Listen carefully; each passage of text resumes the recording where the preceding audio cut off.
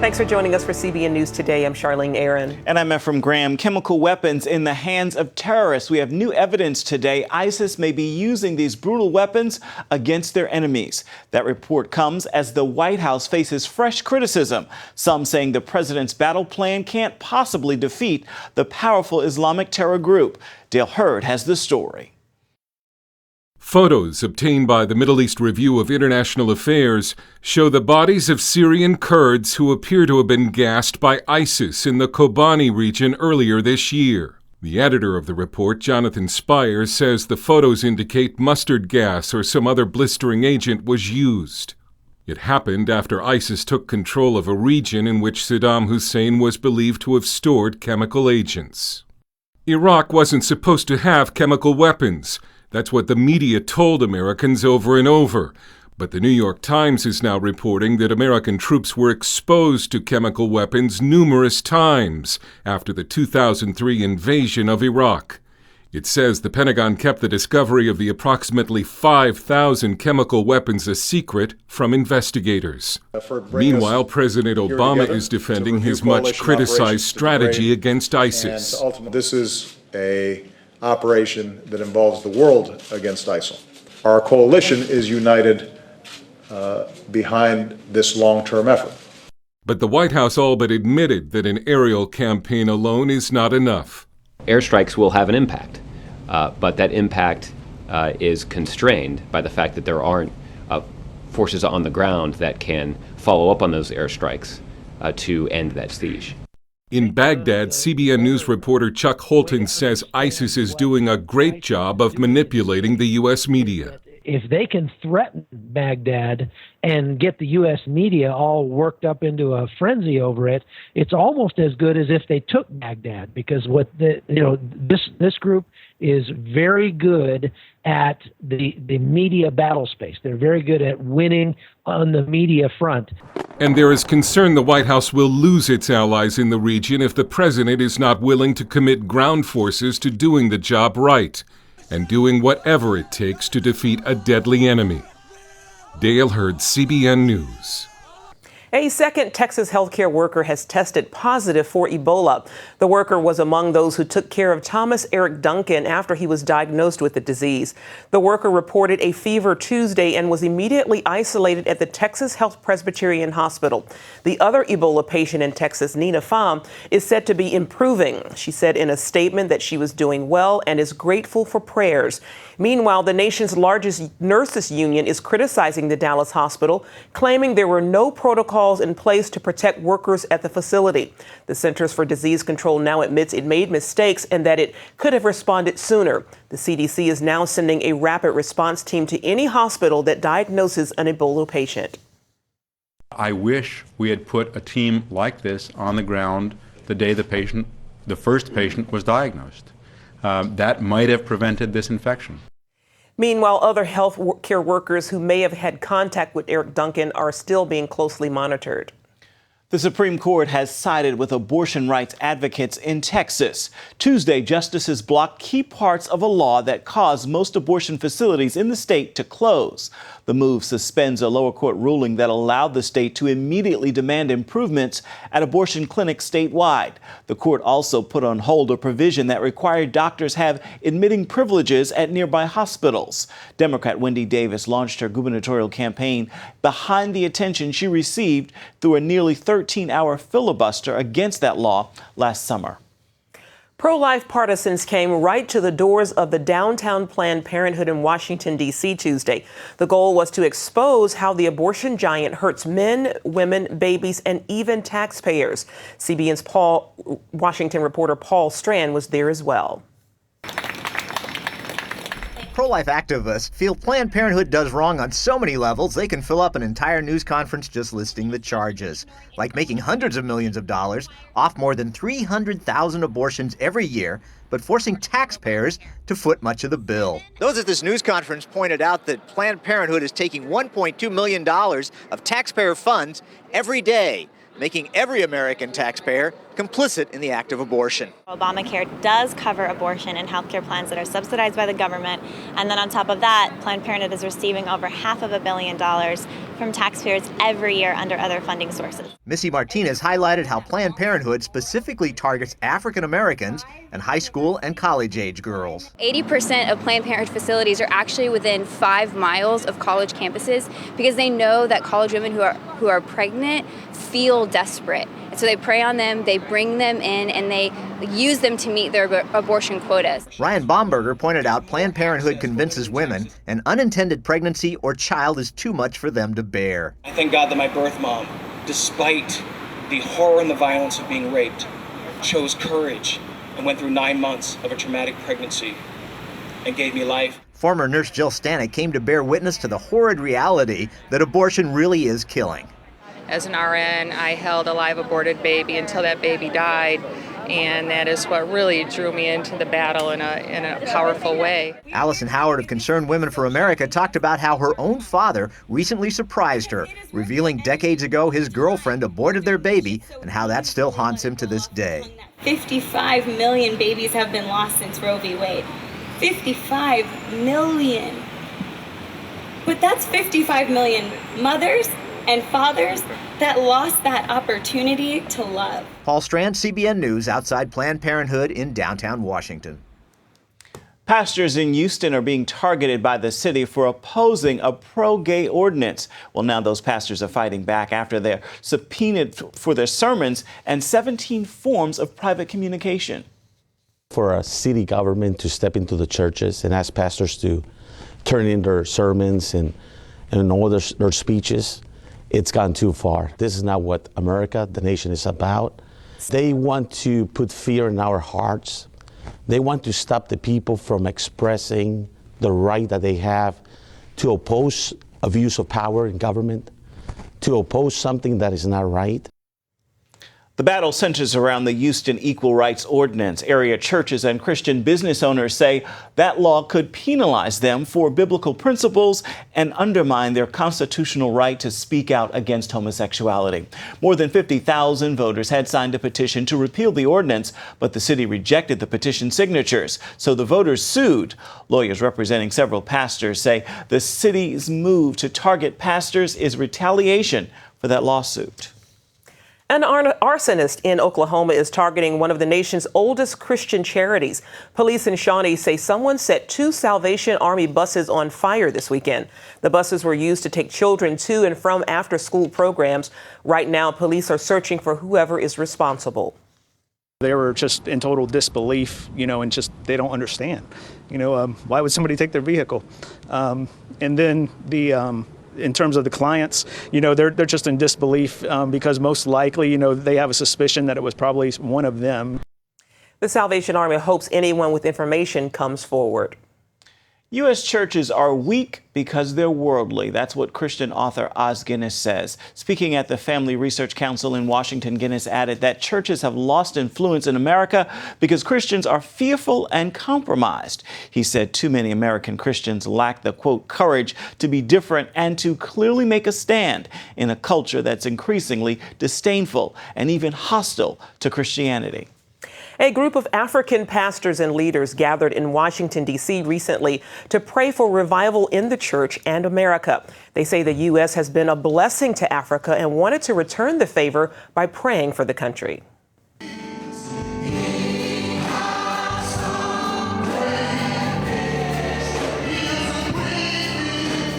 The sounds of prayer and praise could be heard in our nation's capital as Christians from near and far called out to God to forgive the nation's sins and return our land to its biblical roots. When a nation is in trouble, like our nation is, there is need for people to come together to seek the face of the Lord, to cry unto God for our salvation, for our deliverance, to help our nation, to restore us from the troubles that are facing us. Because we have seen that there is no other hope. The only hope we have now is Jesus Christ. The rally, called a solemn assembly, was organized by the African Strategic Leadership Prayer Network, a team of African Christian leaders from around the world. Pastor Michael Obi is the group's national coordinator. We, as African immigrants, have always believed that the spiritual awakening in Africa was a result of the sacrifices of American missionaries or Western missionaries. And here in America, we see the nation in a spiritual coma. And because of that, God opened our hearts and burdened our hearts, not just Africans, but to call a prayer force together, calling the body of Christ together for prayer. But we believe that the problem of America is not so physical, it's spiritual.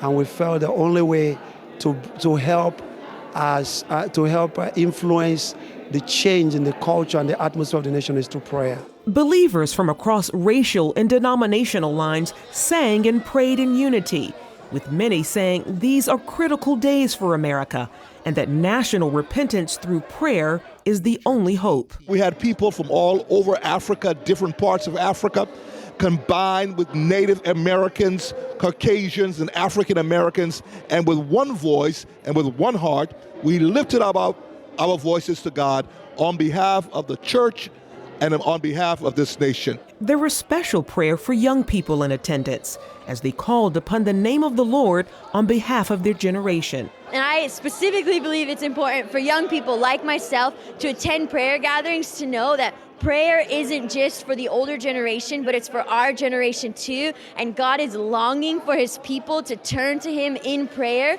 And organizers say they're longing to see their intercession make a lasting difference in the land, both now and in the future. We really believe before the end of this December, we're going to see major things happen in this nation as a result of this prayer that will bring a change in the culture, in the atmosphere of the nation. Coming up, disappointment at the ballot box, why a key demographic for the Democrats might be staying home this November.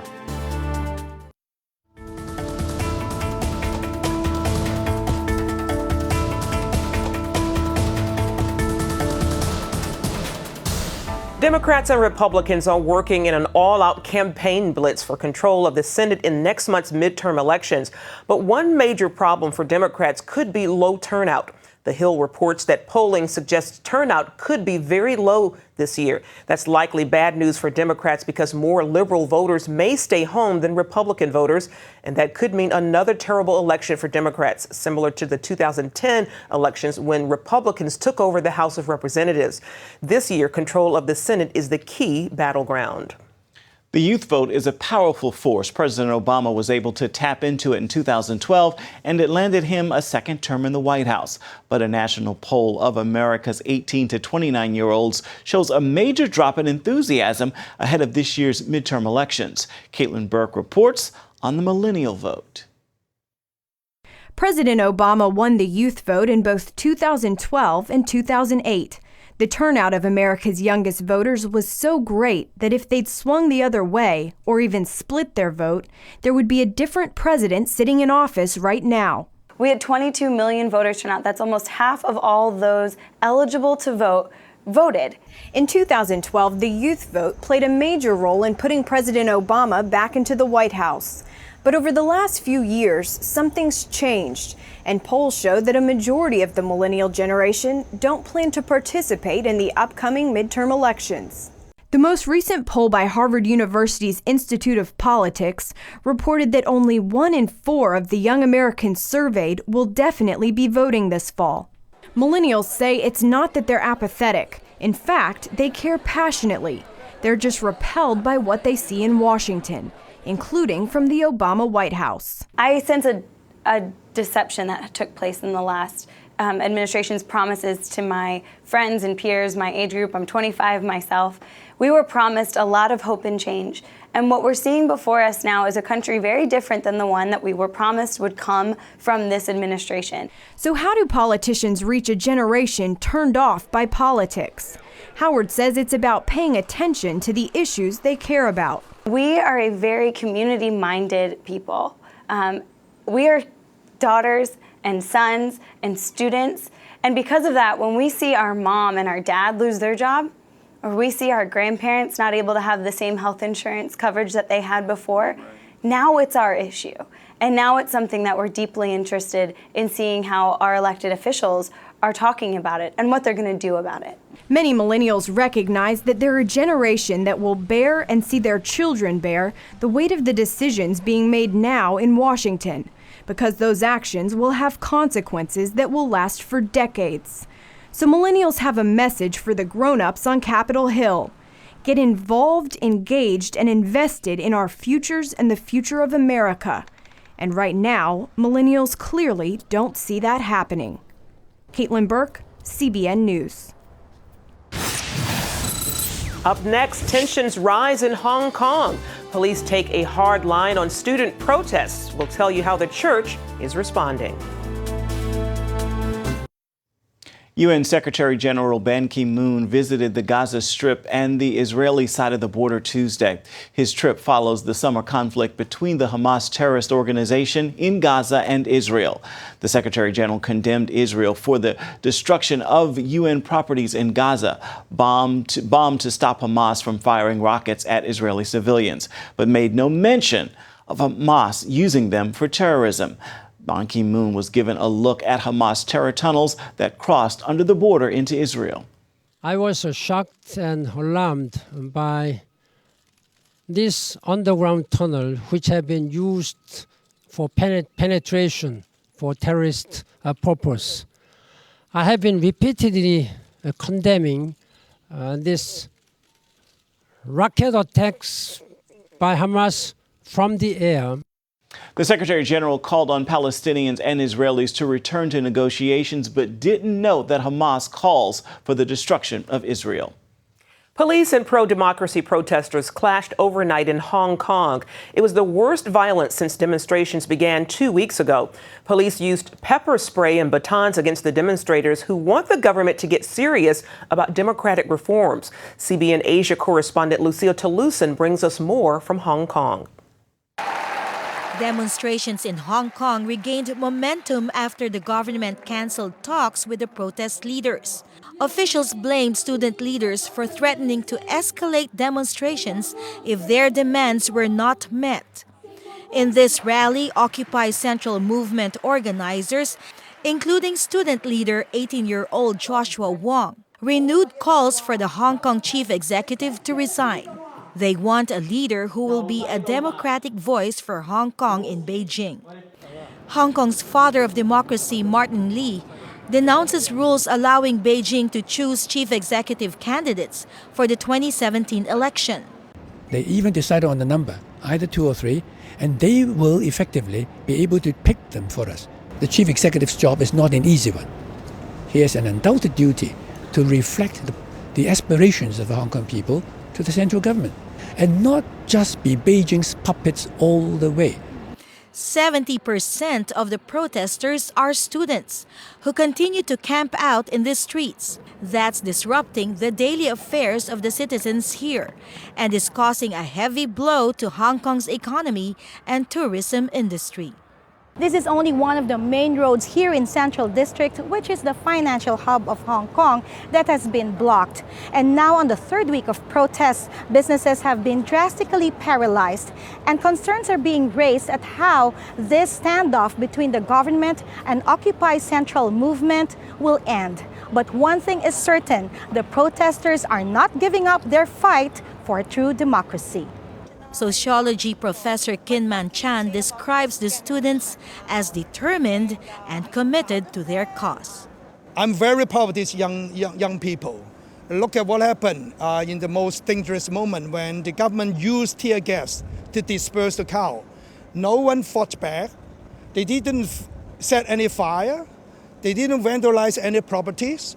They really uphold the principle of nonviolence. While most of the protest leaders are Christians, the president of the Chinese Methodist churches says instead of taking sides, the church is providing spiritual guidance to the people. Hong Kong people, they use a lot of time to earn money. But now the young people learn a lesson. They are not just asking for true universal suffrage, but also I think they are practicing the true and good values: peace, love, justice. So how and when will this conflict end? The option is either to clear this place up by force. This would be a very stupid way of ending this movement because the whole world has been watching. The other way is for the Hong Kong government to do the sensible thing, talk with the students, and actually take one step forward. I guess as long as we can remain peaceful, as long as our motivation is because our love to the community, God will bless us. God will bless Hong Kong. Lucille Talusan, CBN News, Hong Kong. Finally today, life can continue after death, according to the largest medical study ever conducted on the subject. British scientists studied more than 2,000 people from hospitals in different countries who have experienced cardiac arrest. They found some patients could recall events that happened for up to 3 minutes while they were clinically dead. The London Telegraph reports one 57-year-old man described events in his room in accurate detail. The patients also recalled feelings from peacefulness to being fearful. Yeah, that's what the Bible always says, right? I tell you, living. Amen. Well, that's going to do it for now on CBN News Today. You can find more of our exclusive coverage of the issues you care most about at cbnnews.com. You want to know what you think about the stories you've seen here today? You can do it on Facebook or at CBN News on Twitter. Hope you join us again right here next time. Make it a wonderful Wednesday, everybody.